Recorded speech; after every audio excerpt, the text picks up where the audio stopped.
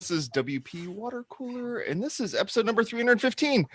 Today, we're going to be talking about something that's near and dear to a lot of our hearts and something that's going to be happening pretty soon here, which is April Fools. We're going to be talking a little bit about April Fools and how you can totally fool your customers, your clients, your mom, your customers. You could totally jack up all of your SEO. You could do all that fun stuff. And so I thought we'd just spend a little bit talking about that and just kind of see what we can get ourselves into in discussing this sort of thing. So let's go around the room real quick, get everyone introduced. Say, Reed, tell us a bit about yourself. Hi, my name's Steve Zenga, and I'm the organizer of. It's like an April Fool's joke. It's like an early joke. Orange County. I founded Being Active, allegedly, and I'm a pretty chill dude. Steve, how about you? I'm Say Reed. I teach WordPress, preach WordPress, sleep WordPress, eat WordPress, run WordPress, walk WordPress, drive WordPress. And I'm at Say Reed Media on all the things. Jason Cosper. I'm Jason Tucker. You can find me at all the things on Jason Tucker. We do a couple shows every week. We do WP Blab, which is taking a little time off right now, but yeah, and then we're doing WP Water Cooler, which you're watching right now. Jason Tucker, what about yourself? I'm Jason Cosper. What do I do? I'm awesome. I'm an awesome guy. I come onto the show every single week, and I bring you the very best of all the cool things that are happening in WordPress. Let's see here. I got a funny name. He works at Liquid Web. He does work at Liquid Web. He does do some pretty cool stuff with that. I don't have a funny name to go with it, though. Darn it. And Booga. You got to work on your tagline. All right, so we let's talk a little bit about this stuff. But before we get into that, I do want to let you know that Desktop Server and ServerPress are sponsors of this particular show. Make sure you go over to their website over at serverpress.com. and Desktop Server. Feel free to go take a look at their stuff. They do some amazing work over there, and they help us out. But they live stream this every single week, so thank you very much for helping us out with that. Thank you. We appreciate you. Big shout out. A quick shout out to Mark Benzicane. His team played my team last night, and it's something that we talk about all the time. Team of what? In your Game of Thrones? Basketball. In your Game of Thrones. In basketball, yeah. Game of Thrones, by the way, is basically musical chairs. I just want you to with some head cutting off and weird stuff going on there. So during the pre-show, we talked a little bit about different places that people typically go to during April Fools, and one of my absolute favorites to go to is ThinkGeek. I love ThinkGeek, and I love looking at the stuff that they come up with and pull off. And every single year, it's just one after another of just funny products that they make. And some of them they actually make, but most of the time it's just like a funny product that they're like, okay, we're selling a Lamborghini, but it's I don't know, it's whatever. Or they always come up with some little goofy thing that there's just no way that they'll be able to sell, but they put it out there. And there's those sorts of things that people are doing out there. I have not checked this yet, but I'm the biggest fan of not just the Cards Against Humanity game, but Cards Against Humanity, the company, because they are constantly putting out clever, hilarious things. And I've bought various ones of them, including their package last year that included when they bought a baseball team in Chicago, like a minor league baseball team, and then gave everyone tickets. And fun fact, my husband and my brother, who I gave the package to for the year, they went to Chicago and went to a game of the thing. So really? I don't know how many people used those tickets, but they did. So oh my gosh. That's awesome. That's cool. How did that come about for you? Were you just digging around online and found that particular one? Was it something you were looking on? That wasn't it was Christmas, not Christmas. Not the other thing, April Fools. The thing we're talking about, it wasn't that thing. Yeah. But they're just that kind of company. So I always tend to forget that April Fool's Day is coming up and like until the day of.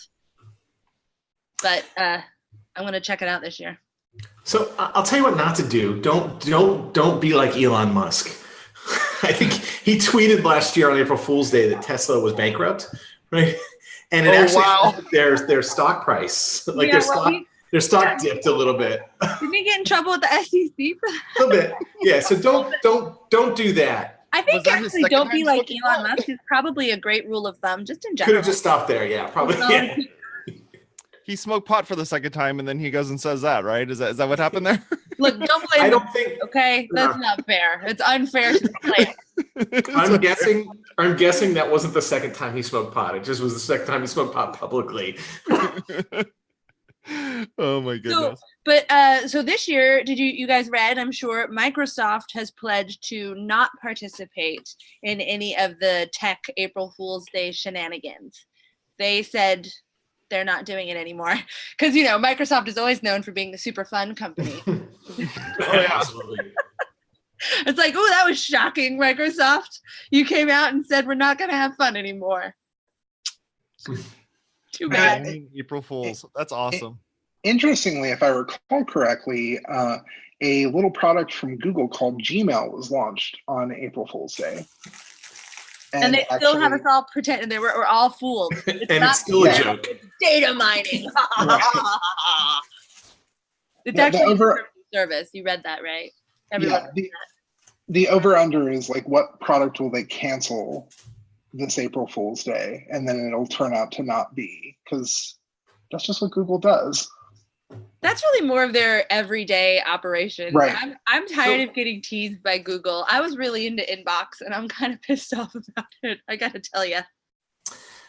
April Fool's Day joke or not, that was a really good program, and I'm sad about it. Am I remembering this correctly? But didn't WordPress joke that they got acquired? Was that last year or the year before?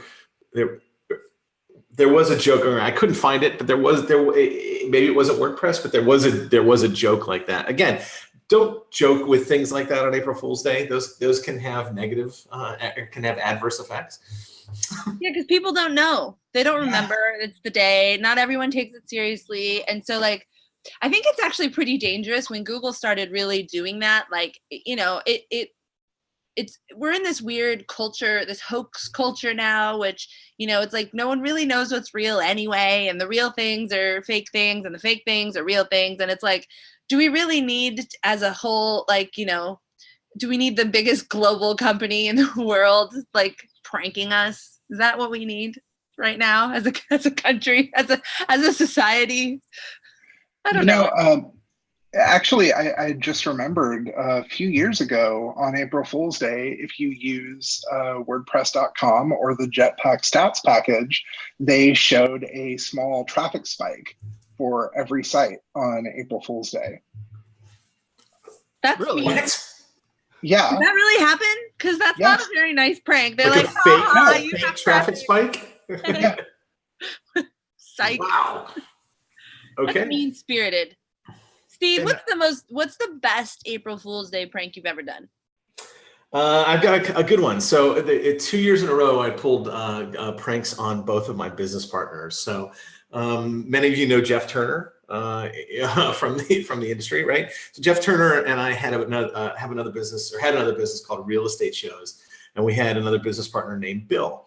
So the first year of our existence on April Fool's Day, leading up to April Fool's, Bill had trouble with his email, right? He's an older guy, not very tech savvy. And so it was always just something we made fun of him for because he always had trouble with email. So I was the email admin. And so on April Fool's Day morning, I just got up and changed his password. And so he immediately, and he wakes up early, he immediately calls me as soon as he gets up. Just a whole string of curse words. This email and he just was cursing out. And I said, Bill, I'm at a loss. I just don't know what's happening anymore. I don't think we can solve this problem, right? And so that was an easy one, right? He was an easy target, and we let it go on for about 5 minutes, and then I just told him what was going on. That was an easy one. Leading up to April Fool's Day the next year, right? Jeff had this.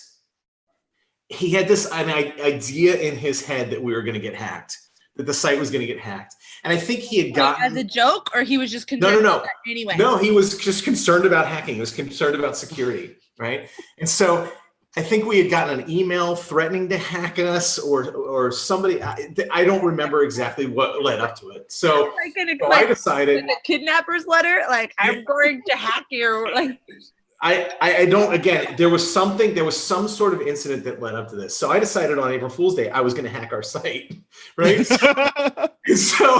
and so what I did is I called Rocky, his wife, the week before April Fool's Day, and I got Jeff's IP address at the house, right? And so what we did is we hacked real estate shows. We put a complete hacked version of real estate shows together only for his IP address. Right. And so real estate shows was fine. Personalized prank. So the team actually spent a week putting together a brand new design based on hacked pages that we had found on Google. And we built a hacked version of real estate shows, complete with dancing babies and and all the stuff. And it said really large at the top, "You have been hacked," right? And actually, I think it said "hack sword," right? It was legitimate. And we put it online. I put it online around, I don't know, 4 or 5 a.m. I got up really early because I knew Jeff gets up early, and it was on. It was on just for his house, and I waited. Normally he would log in every morning. He'd go look at some shows. He'd see what happened the night before. It took him till like 10 a.m. to finally sit down at the computer and log in, and he called me immediately, and he started going off. And not only did he call me, but he also, and now I didn't tell Bill, our other business partner. And so not only did he call me, but he called me, he said, "Hang on."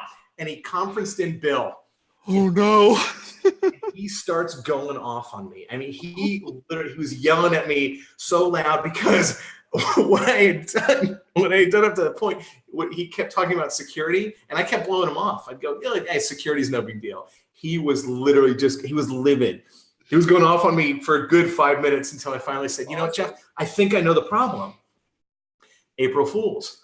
Right? And he goes, "Yes, it's April Fools. We're hacked. I know. We got hacked on April Fool's Day. I get it. It's a perfect time for it." And I go, No, it was me. Oh, it's great. Oh my God. I know the problem. It's April 1st. I know. Problem. It just occurred to me. That's awesome. Yeah. I did a Facebook prank one time where I said that my very gay friend and I had a baby, and I used a picture of him as a zombie and me. You can do those things where you merge faces and see the kid that it's going to be or whatever. So it's like this half zombie child. And I posted it, and people took me seriously. I really thought it was so extreme that obviously, first of all, he's really gay. So I thought everyone knew that. And I was obviously this is a joke. We didn't have to explain that.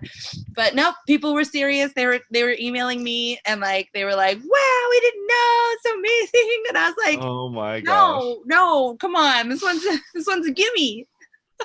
So it shows you though, it's dangerous. This idea, people take the world really seriously, the world around them, and not everyone's on the same page with this stuff anymore. We don't all have the same holidays. We don't all have the same background. People don't realize that Google's joking sometimes. Well, we kind of lost our sense of humor. Well, yeah, but it's still a factor, right? I think that there's a responsibility factor that especially since it doesn't usually have a disclaimer at the bottom. You know what I mean? If there's some small print that's "ha ha, this is a joke," then it's okay. Then if someone sees it, they're like, "Oh," but a lot of the time, a lot of the pranks don't have that component. They're just it's a joke, wink, wink. So speaking of zombies, one of the smartest guys I know in the SEO business, his name's Gaylord DeWalt. His company's called Thought Faucet. I don't know if he's ever been on Watercooler. He's been on, yeah. Before, yeah.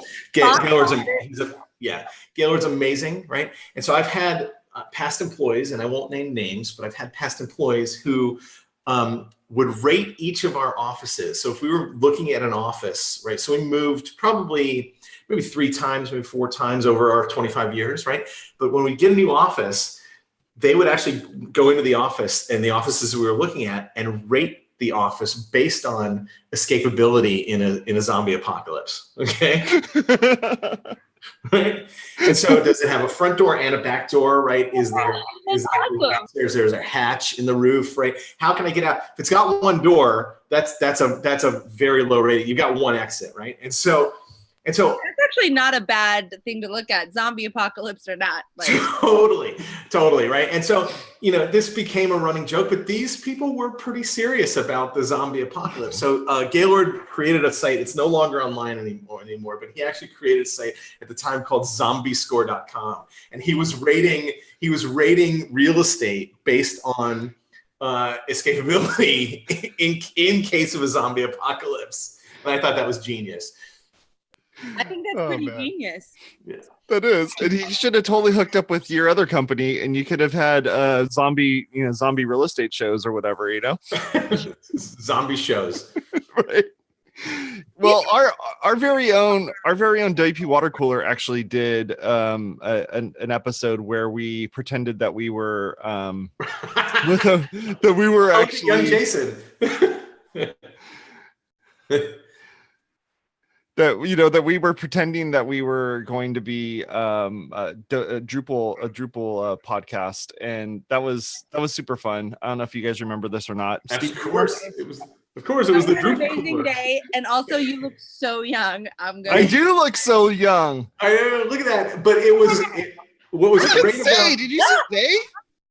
What was great about the Drupal cooler is we knew nothing about Drupal, so we were literally Googling it. We were Googling what to say as we were saying it in real time.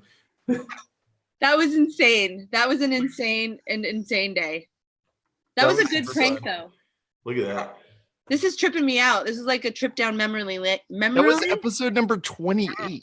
Look, I had such good headphones. And now it's just gotten worse and worse, eh? My headphones, yeah, they've degraded a little bit over the past few years. Oh man. Now we're droop cake. Oh, this is one of those in between episodes, like where it's just like, what do they call those? Like filler? Like a no, not filler. Clip show? Maybe, but like on sitcoms or whatever, it's not like the full storyline, and it's just like a sideline story. What is that called? Like the Come on, story?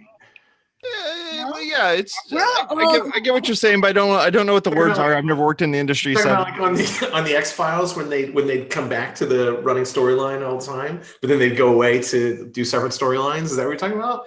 Yeah, or they just have like it's like a character development episode, like in Star Trek. Like instead of like confronting a thing, it's just like Riker and Troy or something. Well, back then water cooler was on Mondays.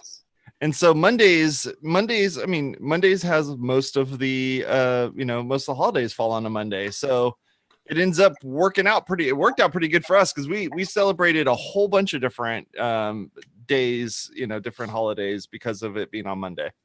And do you remember when we had all 8 days of Hanukkah? I do remember that. I don't remember that at all. But I do remember that I don't remember, but if it was a Monday, how is that? Like, isn't it 7 years, every 7 years, or 6 years or something? Like it repeats because obviously that was on a Monday and that was episode 28. So that was our first year that we were working on that. And that means we've gone full circle through the whole week. Yeah. That's crazy. I don't think it exactly works out like that every 7 years because that whole. It's not all of them. There's a leap year. Yeah, there's leap year. There's leap year. There's a leap year, but other than the leap year, it is the same. So that's why it's 6 and not 7. Right? Speaking of leap year, let's see here. I had something. I can't remember it now. Okay. Sorry.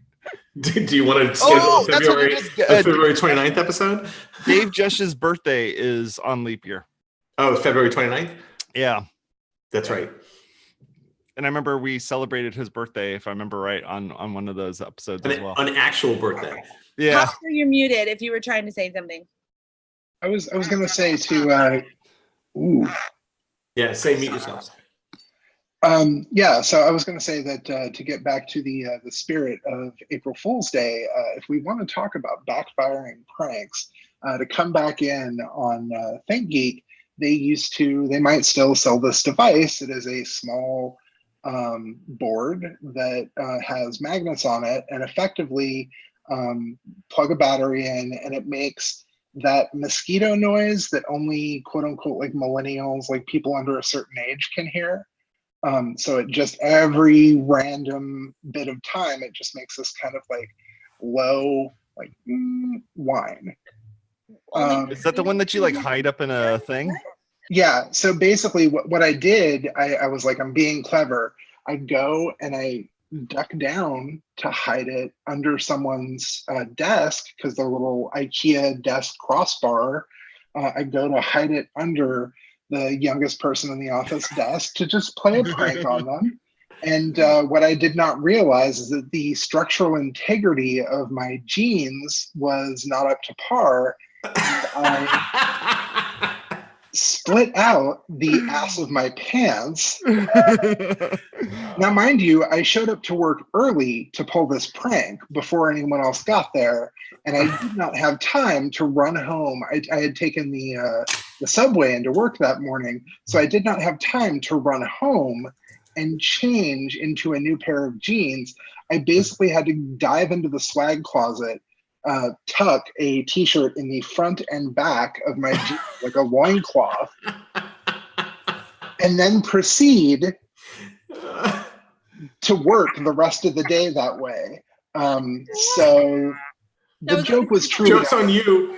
Yeah. The Annoy-o-tron is what it is. It's like $10, yep. And you can just hide it under somebody's desk, and it just makes this little annoying beep at like random times. That's actually really great because that could drive someone crazy like throughout the day. They'd be like, "What was that? Did you hear that?" It does a beep, a cat meow, a door knock, a cricket, a doorbell, and random noises. That's just awesome. I think it should have set to like all of the cell phone rings. It does. It has iPhone, a desk phone, a Nokia phone, a BlackBerry, Vibrate, which is probably the worst one of them all, because that one would drive everyone nuts if all you're hearing is a little bzz. I think some of my favorite pranks are actually on The Office, the things that Jim does to Dwight on The Office. I just posted a list of that. And one of my favorite ones is actually, it's number 2 on this list that I just sent you, is the one where he becomes Dwight for the day, right? He buys Dwight's outfit and he acts like Dwight for the day, right? So he's got the exact same shirt and tie. He's got the glasses. And at the beginning of the episode, he says something like, he lists it all off. He says, this entire ensemble, $18. So the best Jim prank, and it's one that took a minute on The Office. My favorite is when he's listing off, like they're talking to HR, listing off like all the pranks that Jim has done. And there's one where he's like, he figured out how to get me to hit myself in the face with my phone. And he goes, it's really clever. What I ended up doing is disassembling his phone and adding nickels weighting the handle until he got used to it. Then I took all the nickels out, so when he answered the phone, he'd pick it up and just clock himself in the face with it. I was like, that is like almost a sociopathic level of planning. Dude, that is long game right there. Wasn't there a Pavlov's dog experiment that he did with Altoids, right? where he like it was like a bell or a sound, and he'd give him an Altoid, right? And then he did it a whole bunch of times, and then he rang the bell and didn't give him an Altoid, and you can see Dwight like licking his lips, his mouth's getting all dry. Anyway, so try that on your coworker. This is something I've always thought about with The Office. You know, obviously HR was not really paying attention, but like if you're pranking your other business partners, that's one thing. But what do y'all think about like basically like the office dynamics of, especially in 2019, of someone with more authority or more power pranking someone under like that works under them, and the kind of the the ethical implications of that, or like the workplace implications of that type of a thing. Thoughts? I work at home. Your kids are just gonna run in going, April Fools, and then run out.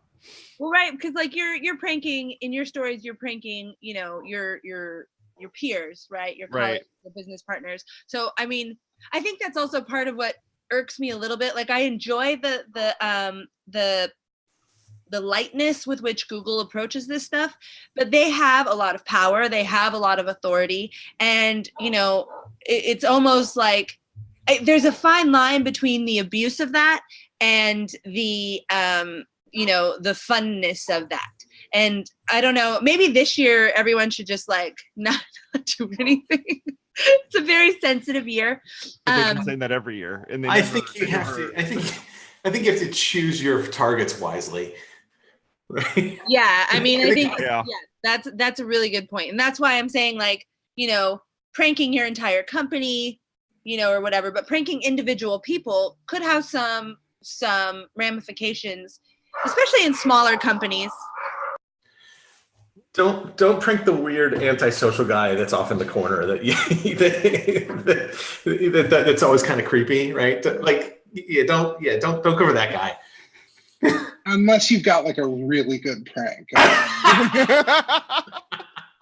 What about pranking your boss? Like, so for example, Steve, if you were pranked by your employees, I feel like you would give them a raise or a bonus. Totally. Like, that was hilarious. You get extra money this month. Again, you have to choose your targets wisely.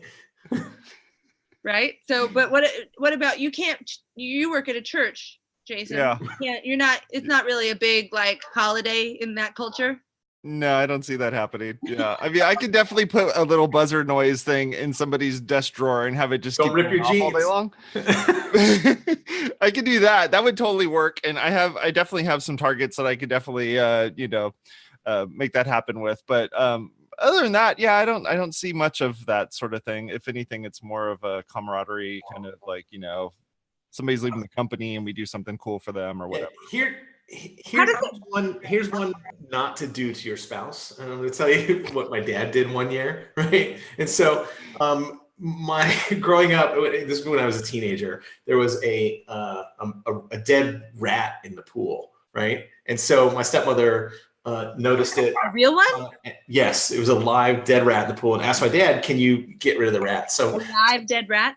So my dad got rid of the rat, but came in. He knew April Fool's Day was coming. No, it was not a live dead rat. It was a real dead rat, right? He knew April Fool's Day was coming. So he went and he took care of it, right? But he came in and he said, I didn't see anything. There was nothing out there, right? Well, on April Fool's Day, he got a rubber rat, right? And he put it in the toilet. When she got up in the morning, that's the first thing she saw, as if it had come up through the plumbing, right? Don't do that. Don't do that. Awesome. Don't do that. Yeah, I wonder how this has affected like remote working, distributed working is affected by, you know, it's all digital pranks and, you know, spoofing IP addresses. Don't. Yeah. Again, I don't pull as many pranks as I used to. I pulled a lot of pranks when I worked at DreamHost in an actual office. Now that I've been remote for 6 years, I think maybe I've sent like a masked link to somebody a few times, but outside of that, yeah, it's all just digital. You just go around and use everyone's email and sign them up for like every horrible email, like mailing. I think that's actually don't do that. But that's funny. Don't do that though. It's illegal, I think. Pretty sure. 11:30. I want to say thank you very much for all of you folks for hanging out with us and talking a little bit about some fun stuff here. And if you do something fun, we'd love to hear about it.